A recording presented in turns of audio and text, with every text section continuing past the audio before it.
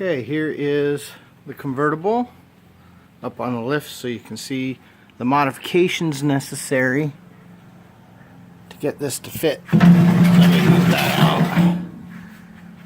out. Okay, and you can see the X pipe pretty close. I got it up as high as I could without touching the drive shaft, which gave me more than enough room. We're probably going to change that a little bit.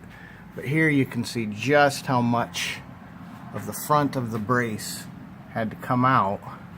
See if I can hold the camera this way to clear the pipe, and I could get away with a much shorter, and we'll make one later, but that was one I could buy commercially when I was still ordering parts. So you can see how that would have plenty of room for a 3-inch exhaust if I dropped it lower.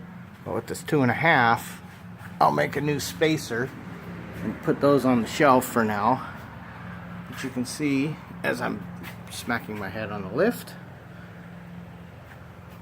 how nicely that dumps up and in on both sides.